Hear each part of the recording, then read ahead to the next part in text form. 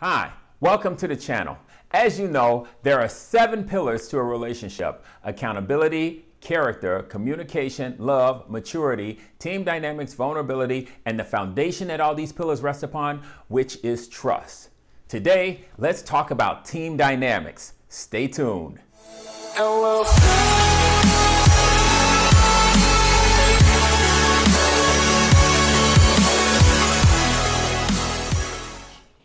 So, what are team dynamics? Team dynamics are a system of behaviors that you two participate in the formation of your relationship. Team dynamics are formed of 4 components: security, which is a feeling of safety; reliability, which is a feeling of availability; growth, which is how do you two challenge each other; and reciprocity, which is an exchange of ideas, resources for mutual benefit. Now, for some people, security could be seen as having a title in the relationship, or maybe exclusivity in the relationship, perhaps even marriage in the relationship. When it comes to reliability, they want to know, will you be there when they need you? Whether they need you physically, financially, emotionally, psychologically, etc. When it comes to growth, remember, you two are each other's biggest cheerleaders. So you have to promote things that will allow both of you to grow individually and grow together as a team.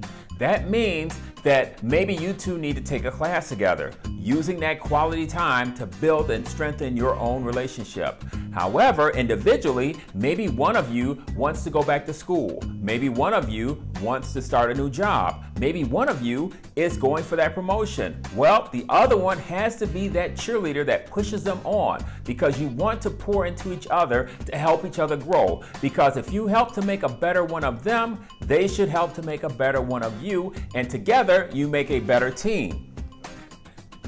When it comes to reciprocity, that's basically doing for each other. So if you're both in school, guess what? You two can be each other's study buddies. You can push each other. You can test each other. You can help each other to get through a class or get through school itself.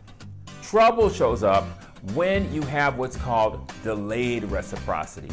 What delayed reciprocity is when one partner chooses to put their life on hold or chooses to take on the entire responsibilities of the relationship while the other partner pursues their dreams or their goals. Usually this happens in a relationship where one partner has this dream of being something fantastic. Maybe they have to go back to law school. Maybe they want to be a famous movie star. Whatever it is, they need you to support them while they pursue those dreams, meaning that you have to put your life and your dreams on hold until they achieve theirs. With delayed reciprocity, the expectation is that once your partner reaches their goal or their dream, that they will return to you, and then you two will both live life abundant. But be warned, sometimes it doesn't turn out the way you expect. Sometimes once they achieve that goal or achieve that dream, they may forget about you. They may end the relationship. When it comes to delayed reciprocity, you probably should make sure that you're in a spousal relationship before you participate. The thing about reciprocity is that it doesn't have to always be tit for tat. You don't have to do an exact reciprocal relationship. But what it does need to involve is you two need to put forth the same amount of investment, which means you're probably investing the same amount of resources. Now, these 4 components, when combined in your team, can cultivate either the best in you or the worst in you. And in that case, the team you're forming could be team dysfunctional, or it could be team toxic, but it's definitely going to be team unhealthy. How do you form team dynamics? Well, you two have to sit down regularly and have meetings. This is going to take the use of quality time and communication. The first thing you need to do is you need to define the relationship. What relationship is this team? Is it an acquaintance relationship where you two don't really expect too much from the 7 pillars? Is it a dating relationship where there's some level of trust and learning about each other, however you're more so in the interview phase? Is it a boyfriend-girlfriend relationship where exclusivity is expected, which means they're on a probationary period? So do they live up to what they've told you about themselves or shown you about themselves up to this point? Is it a married team dynamic? in which case this is the most exclusive team, which means you pretty much should know how each other moves in the 7 pillars of this relationship. You want to define the roles and responsibilities each of you have within the dynamic of the relationship that's been established.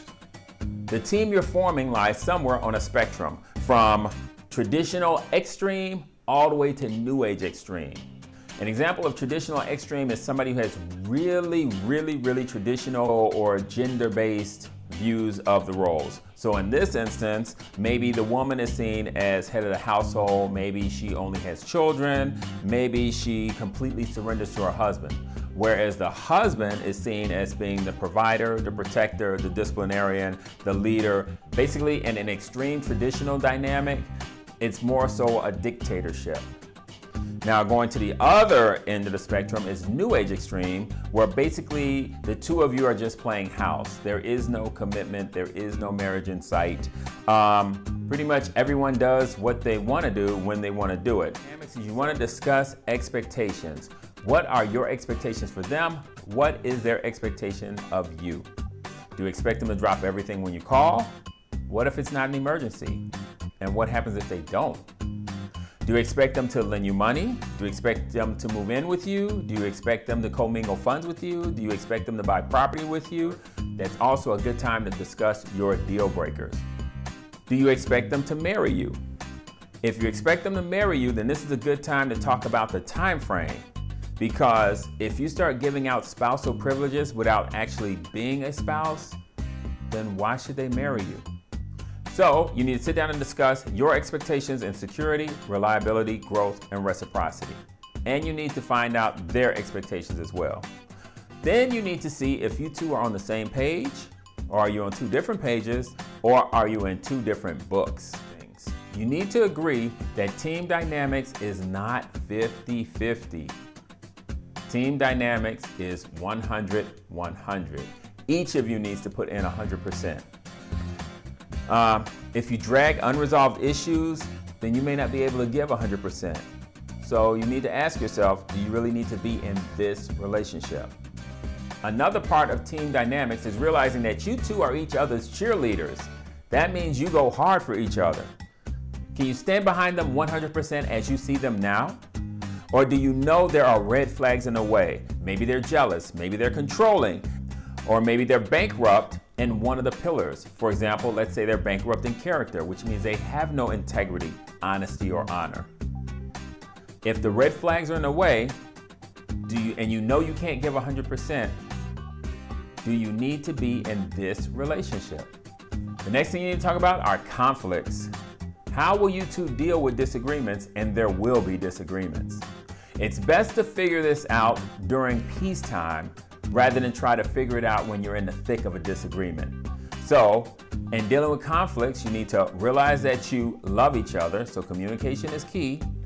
You have to remember to practice object constancy, which means understanding that this too shall pass. So you may be mad, but you want to be with them, and it shouldn't stop you from doing what you normally do. So if you normally cook or clean or get the car washed, things like that, those are the things you continue to do even though you may be upset with your partner.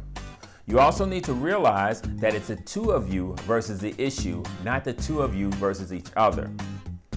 And as long as it's not a deal breaker, resolving that conflict may involve some humility, may involve apologizing, may involve individual or couples counseling. The other thing you need to do is you need to understand forgiveness, which means if you truly forgive, you never bring it up. The pillar of team dynamics covers how you two will interact during the relationship. It's important to have some type of structure when it comes to security, reliability, growth, and reciprocity, as well as the roles, responsibilities you have for each other, including how disagreements are handled. Team dynamics is one pillar you need to work on together every day, and it helps build trust in your relationship.